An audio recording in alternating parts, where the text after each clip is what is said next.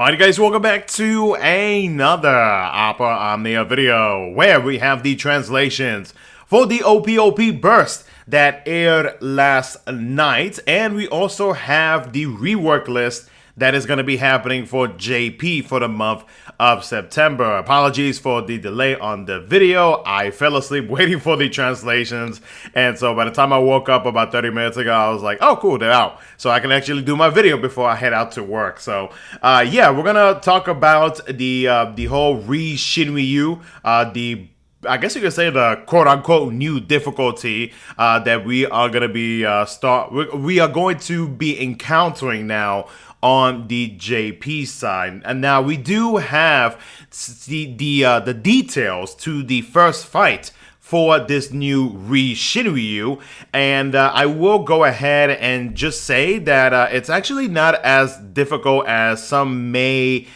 actually think that it is. Like, it's actually not that big of a change. Like, you will have to deal with the orb conditions, you will have to deal with the enemy force effect, but there is a bit of a difference between regular Shinryu fights and Re-Shin Ryu fights, which we'll get into in this video, so that way global players, you have a good understanding as to what's to come in the future. So with all that being said, though, let me know what you guys think down in the comment section below. Hope you guys enjoyed the video, and a shout out as always to MetaU, who does our translations for the JP community, or at least the DFFOO community overall. So, okay, so first off, we're gonna start off with the Shinryu renewal. So this new difficulty will be called Re-Shinryu.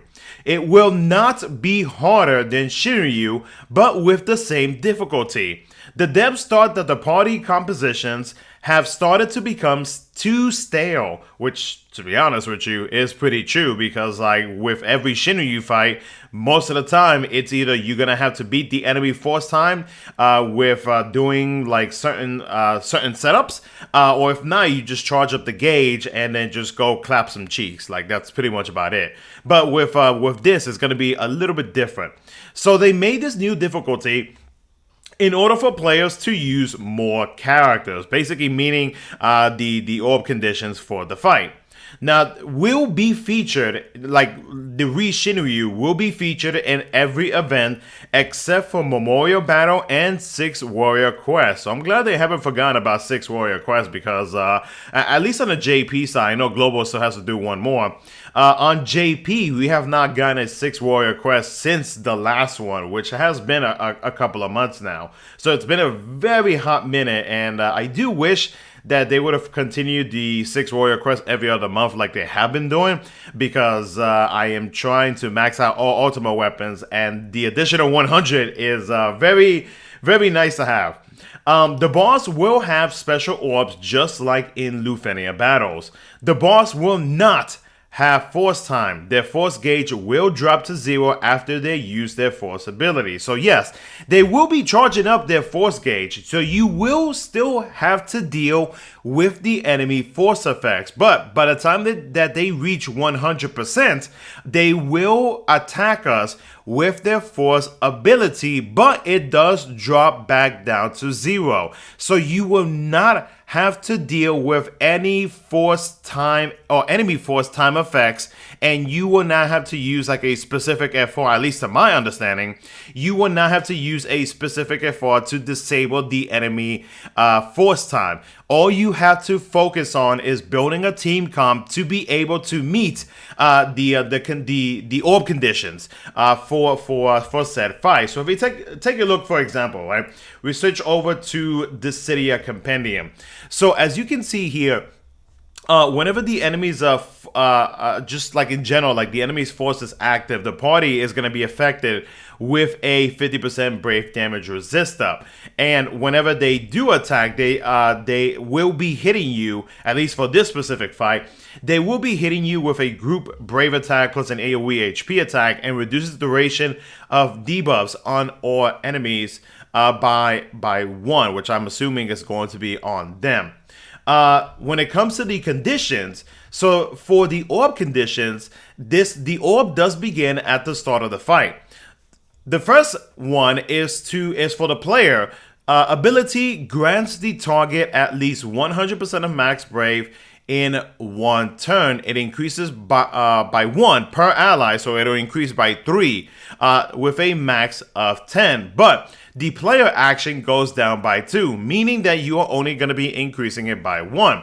The second condition is whenever a player selects, a ranged ability on turn, it increases by 2 with a max of 10. But regardless of that, basically the orb is going to stay at whatever number it is. So really, you're just going to be relying on the player ability. Grants target at least 100% of max brave in one turn. So yeah, that's pretty much like how like everything is going to be going. It's basically it's pretty much like it is like Shinryu level fight, but it's mostly now going to be where you are going to have to deal with the Lufenia orb, and at the same time you will have to deal with whatever force effects the enemy has and the force time attack. So when it comes to your own force gauge and everything, that doesn't change. Like, you will still be activating your force ability and doing whatever it is that you need to do, as long as you continue to make sure that you are increasing the orb. Then you'll be good to go, and you'll be able to defeat the fight with ease. Like, you're not gonna have any issues whatsoever. So let's switch back over to Discord. So let's see here.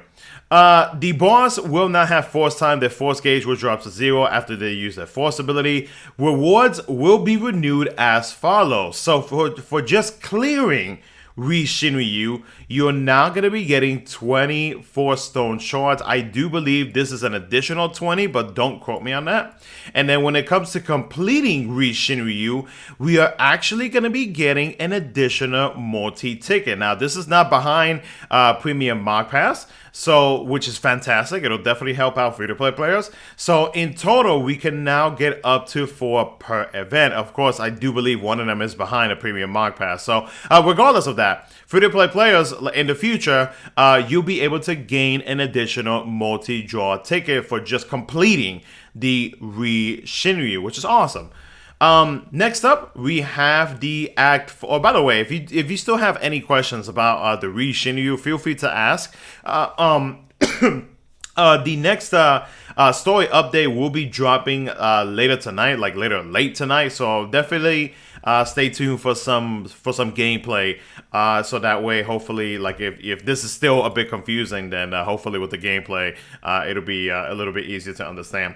Next up is going to be the Act 4, Chapter 7, Part 1, where Rufus, which is our brand new character for the month of August, will be joining JP. His weapon type is gun, crystal blue. Rufus, Iroha, and Trey are going to be getting their 4750. I just used the... I just recorded a gameplay yesterday, actually, using Trey, and now he's getting his 4750. I could have just waited a little bit more. So Rufus's 15 CP weapon, Fatal Scorpio. His base ability, Recoil Shotgun. It's an AoE ranged Brave plus an HP attack. His 35 CP weapon, 100 Killer. His second ability, his skill 2 pretty much, is going to be called Spear Whip. It grants self-overhead D-Link. It's a range Brave plus an HP attack. So the overhead, basically what it does is that it copies own current Brave to the overhead. So whatever Brave that Rufus has, that is the amount of Brave that it is going to copy. It gets canceled whenever he gets broken. Now, before own attack, it triggers the follow-up Corkscrew. It also provides Rufus with an attack up and max Brave up. Now, Corkscrew, it does break the target, then deals HP damage equal to the value stored in D-Link, then deals HP damage to non-targets equal to the value stored in D-Link. So yeah, just basically, like, just to sum it up, like, just have a good amount of Brave and you'll be good to go. His EX ability, Thunderclap, makes own current Brave equal to own max Brave. Recovers Brave to self based on own max Brave. It grants a self overhead D-Link. It's an AoE range Brave plus an HP attack. His LD ability, Think Fast. It's an AoE range Brave plus an HP attack. It grants a self buff the ambition to renew Shinra. Now that buff His Brave does not go down below 20% of max Brave. It also provides him with Stolen Brave Overflow up, Brave damage up, and HP damage up.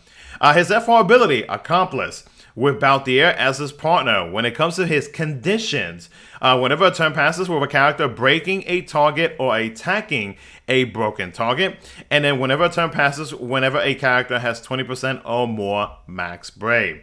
His BT ability, Don't Sweat the Small Details. So his BT effect basically makes it so that it adds the following to his overhead. So the HP damage cap up will be based on the value in dealing. Basically, like the value on his overhead is going to be much higher. His own Brave does not go below the value in dealing. So pretty much like that value is going to remain on whatever value it is that it is going to be.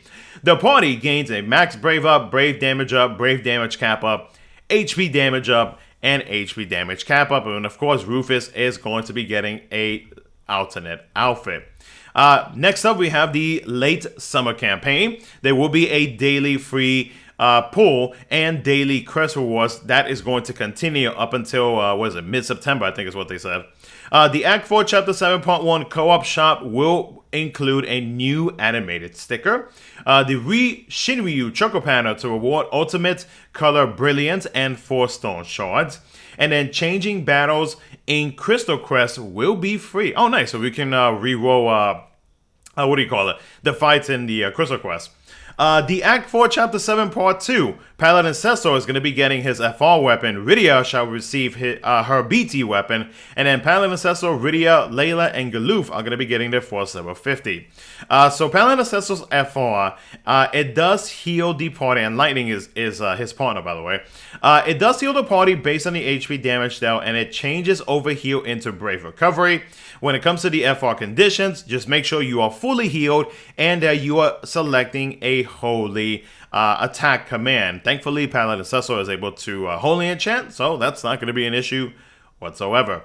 Rydia's BT ability, Flare Tornado. So the BT effect for herself, it triggers a counterattack, or after the enemy turn, it will trigger a counterattack called Tsunami. The party gains Brave damage up, Brave damage cap up, HP damage up, and HP damage cap up. Now, the counterattack is a Water Magic AoE Brave plus an HP attack. It recovers Brave to party based on the total HP damage dealt, and it inflicts on enemies with the Water Weak and Fave 4th debuffs. And then Paladin Cestor is going to be getting a new alternate outfit. Now, finally, for the infiltration report, we do have a Heretic event coming mid-September, which is featuring a character who got their BT and alternate outfit in the global version. Guess who that is? JP is finally getting Penelo, which I am very excited about. We also have our next Memorial Battle Stage 3, and this will be focused around Final Fantasy II. Now, when it comes to reworks, Paladin Cestor and Rydia shall be getting a rework on September the 9th. Penelo shall be getting a rework on the 15th. Leon and Minwu are going to be getting a rework on the 22nd, which is very exciting. That means Leon is going to be getting a BT and an FR, and then Minwu, he's going to be getting his FR Echo and whatever rework he's going to be getting. So yeah, very exciting. Now, regarding the Memorial Battle, starting from this update, Re-SHINRYU will be introduced. However, due to Memorial Battle allowing for multiple parties to be used, thus already allowing players to use more characters, there is no need for Re-SHINRYU. So the difficulty will continue to be Shinryu level.